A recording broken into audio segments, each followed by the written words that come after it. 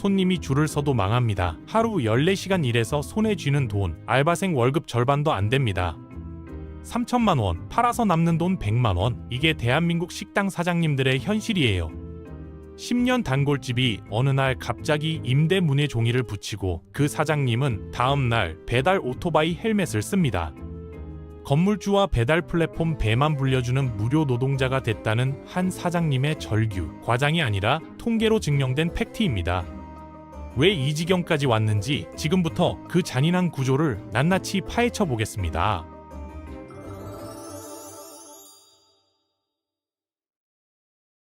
요즘 길을 걷다 보면 이상한 풍경이 눈에 들어옵니다. 분명 얼마 전까지 사람들로 북적이던 식당인데 유리창 너머로 텅 빈 의자만 덩그러니 놓여 있고 며칠 쉬나 보다 했더니 어느새 붉은 글씨로 임대문이라고 적힌 종이가 붙어 있는 거죠. 이건 여러분 동네만의 이야기가 아닙니다. 대한민국 골목 상권 전체가 거대한 쓰나미에 휩쓸려 무너져 내리고 있는 겁니다.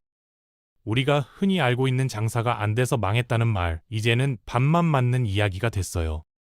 손님이 줄 서는 식당 사장님도 남몰래 폐업 신고서를 작성하는 기막힌 역설이 2025년 대한민국 거리를 지배하고 있거든요. 겉으로는 화려해 보이지만 속은 이미 썩어 들어가서 더 이상 버틸 재간이 없는 자영업의 붕괴. 이건 마치 기초가 부실한 건물이 소리 없이 금이 가다가 어느 순간 와르르 무너져 내리는 것과 똑같습니다. 도대체 뭐가 멀쩡해 보이던 식당들을 벼랑 끝으로 내몰고 있는 걸까요? 성실하게 일한 죄밖에 없는 사장님들이 왜 신용불량자라는 나락으로 떨어지고 있는 걸까요? 10년을 버틴 베테랑 사장님도 두 손 두 발 다 들고 떠나게 만드는 잔인한 경제 시스템의 민낯, 그 충격적인 실체를 지금부터 공개합니다. 식당을 운영하는 사장님들에게 가장 무서운 적은 뭘까요? 손님이 없는 것이 아닙니다. 팔면 팔수록 손해를 보는 기형적인 경제구조, 그 자체가 진짜 적이에요. 지금 대한민국 자영업 시장은 고물가, 고금리, 고환율이라는 삼중고에 갇혀서 사방에서 조여오는 압박을 견디고 있는 상황입니다. 10,000원짜리 국밥 한 그릇을 팔아도 재료비랑 각종 비용을 떼고 나면 사장님 주머니에 남는 돈은 고작 몇백원짜리 동전 몇 개에 불과한 게 냉혹한 현실이거든요.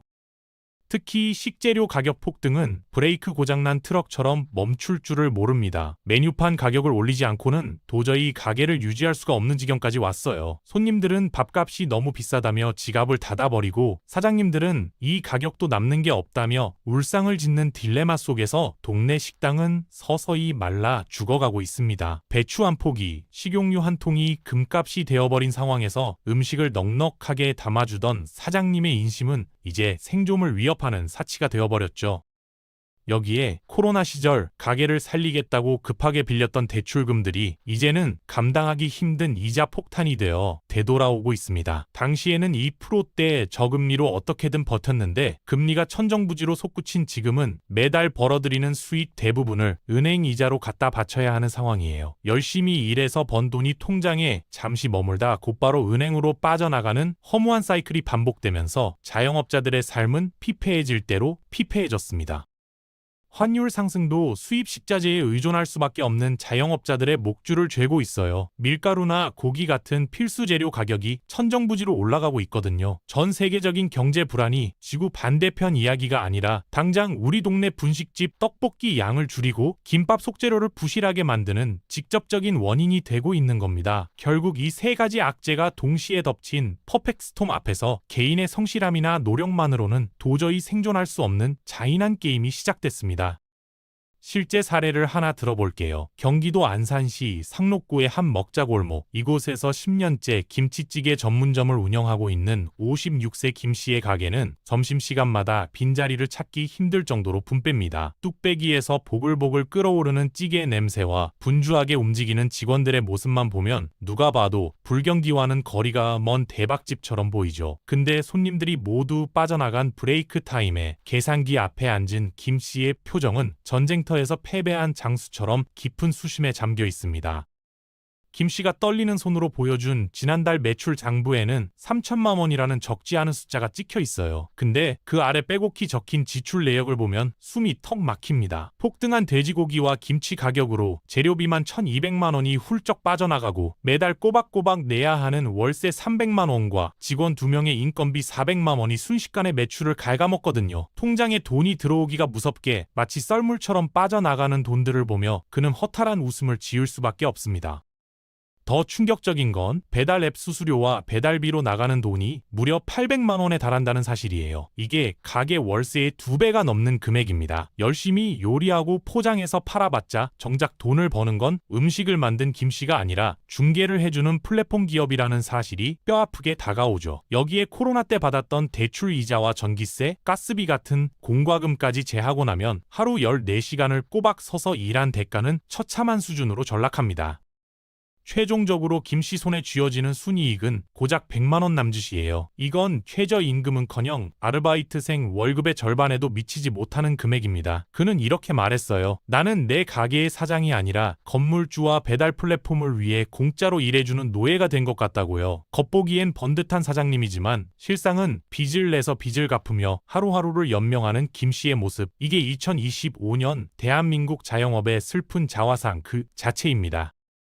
스마트폰 하나로 음식을 주문하는 편리한 세상이 열렸지만 그 이면에는 자영업자들의 고열을 짜내는 잔혹한 수수료 시스템이 거미줄처럼 얽혀 있어요. 과거에는 선택사항이었던 배달앱 입점이 이제는 생존을 위한 필수 조건이 되어버렸는데 문제는 매출이 오를수록 플랫폼이 가져가는 몫이 기하급수적으로 늘어난다는 점입니다. 최근 플랫폼들이 앞다퉈 내세우는 무료 배달 경쟁, 겉보기엔 소비자 혜택 같지만 실상은 그 비용 부담을 고스란히 점주들에게 떠넘기는 교묘한 마케팅에 불과하거든요.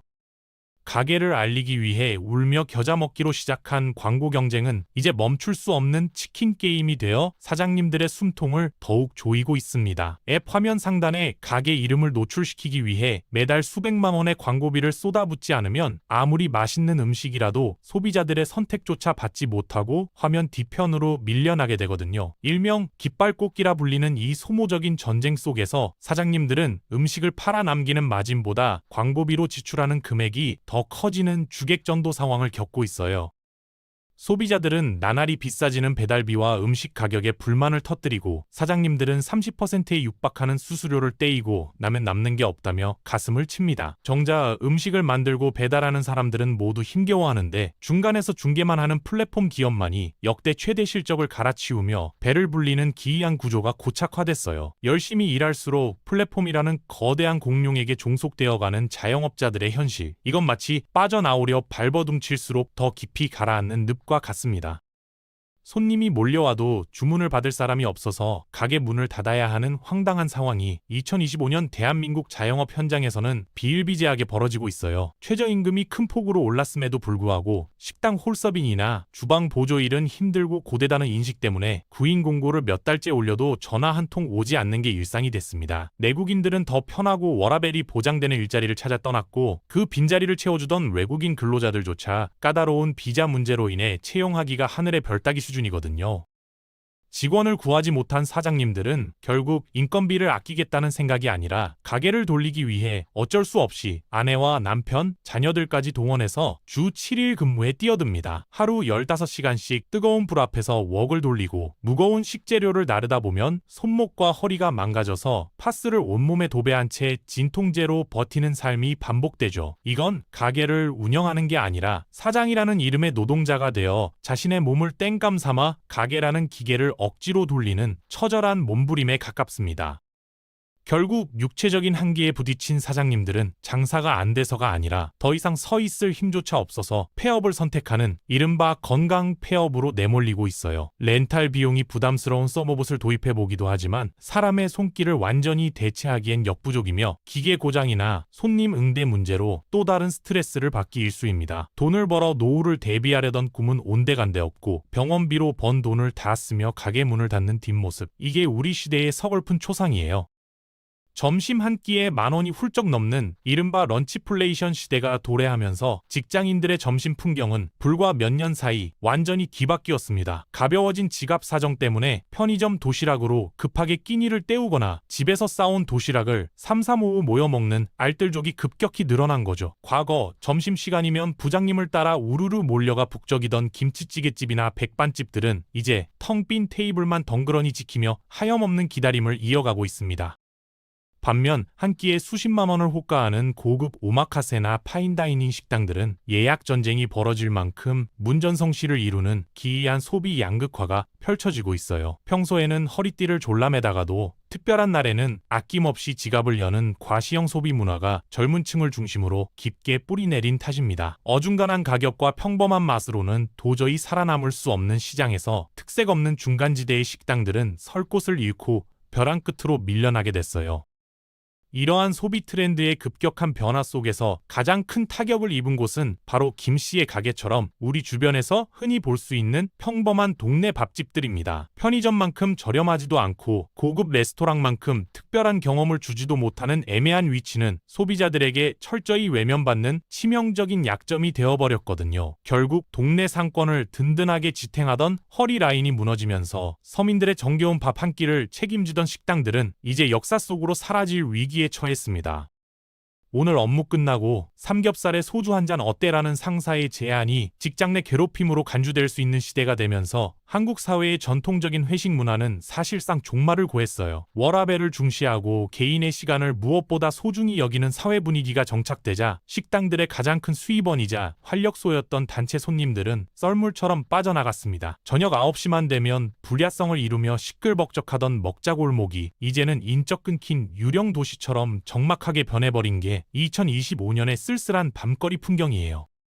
식당 사장님들에게 저녁 장사와 주류 매출은 비싼 임대료와 인건비를 감당하게 해주는 최후의 보루이자 생명줄과도 같은 존재였습니다. 밥 장사만으로는 도저히 맞출 수 없는 낮은 마진을 술 판매 수익으로 메워왔는데 회식이 사라지자 매출의 거대한 기둥 하나가 통째로 뽑혀나간 셈이 됐어요. 테이블 회전율이 낮은 저녁 시간에 손님 한두 명만 앉아있는 텅 빈 가게를 지키며 사장님들은 타들어가는 속을 애써 달래고 있을 뿐입니다. 그 빈자리를 채운 건 식당이 아닌 집에서 혼자 배달 음식을 시켜 먹는 혼밥 문화와 마트에서 사온 가정 간편식의 폭발적인 성장이에요. 퇴근 후 곧장 집으로 향하는 사람들은 더 이상 식당에서 왁자지껄하게 어울리며 지갑을 열지 않고 조용히 자신만의 공간에서 소비하는 것을 선호하게 됐습니다. 급변하는 라이프 스타일을 따라가지 못한 오프라인 식당들은 거대한 시대의 흐름에 휩쓸려 결국 문을 닫는 것 외에는 다른 선택지가 없는 막다른 골목에 다다랐죠.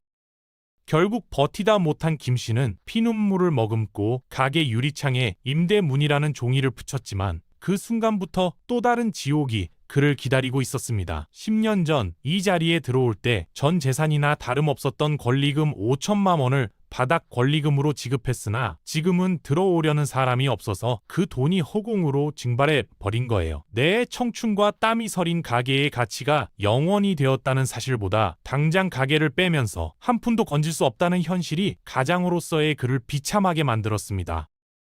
더 기가 막힌 건 건물주가 요구하는 원상 복구 의무예요. 다음 세입자를 구하지 못하면 인테리어와 주방 시설을 모두 철거해서 콘크리트 바닥만 남겨야 한다는 조항이 있거든요. 며칠 전 받아든 철거 견적서에는 폐기물 처리 비용과 인건비를 합쳐 무려 800만 원이라는 거액이 적혀 있었고 망해서 나가는 마당에 빚을 더 내야만 폐업을 할 수 있는 기막힌 상황이 벌어졌습니다. 돈을 벌기 위해 시작한 장사가 빚더미만 남기고 끝나는 것도 억울한데 그 마무리를 위해 또다시 사채라도 끌어다야 하는 게 2025년 자영업의 잔인한 룰이에요.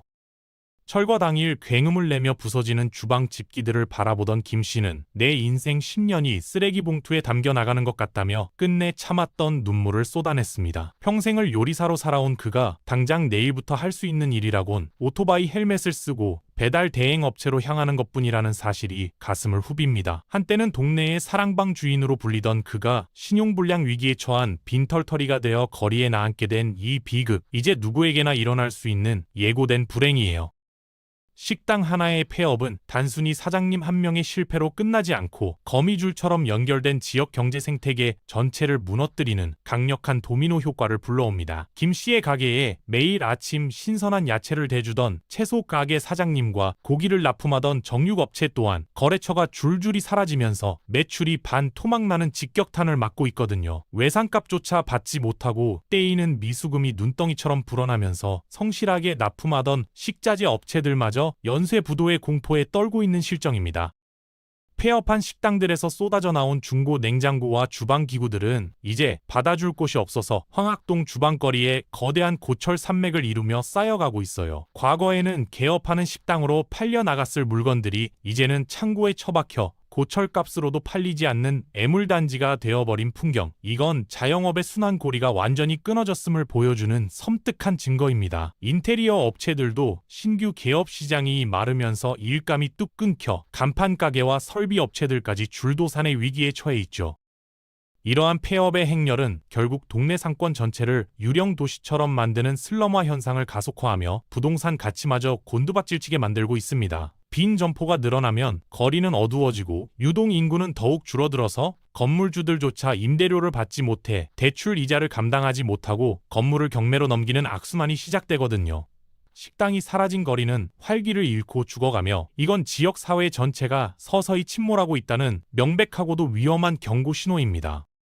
어둠이 내려앉은 퇴근길, 예전 같으면 환하게 불을 밝히고 맛있는 냄새를 풍겼을 골목 식당들이 하나둘 자취를 감추면서 거리는 낯설고 삭막하게 변해버렸습니다. 우리가 무심코 지나쳤던 그 작은 식당들은 단순히 밥을 파는 곳이 아니라 어두운 골목을 지키고 이웃 간의 온기를 나눈 내의 등대와 같은 존재들이었어요. 자본력을 앞세운 대기업 프랜차이즈와 차가운 편의점 간판만이 번쩍이는 거리에서 우리는 과연 따뜻한 사람의 맛을 다시 느낄 수 있을지 의문이 듭니다. 자영업의 몰락은 사장님들만의 비극이 아니라 우리의 식탁과 일상을 위협하고 선택권을 박탈하는 우리 모두의 문제로 다가오고 있어요. 다양성이 사라지고 획일화된 맛만이 남은 도시, 정성껏 끓여낸 국밥 한 그릇을 먹기 위해 차를 타고 멀리 나가야만 하는 불편한 미래가 머지 않았습니다. 오늘 여러분의 퇴근길에 아직 불이 켜져 있는 단골 식당이 있다면 망설이지 말고 문을 열고 들어가서 따뜻한 밥 한 끼를 드셔보시는 건 어떨까요? 사장님에게 건네는 잘 먹었습니다라는 말 한마디가 어쩌면 그 가게를 내일도 문 열게 할 수 있는 유일한 힘일지도 모릅니다. 우리가 사랑했던 그 맛과 추억이 영영 사라지기 전에 지금 우리가 할 수 있는 작은 위로와 연대가 그 어느 때보다 절실한 시점이에요.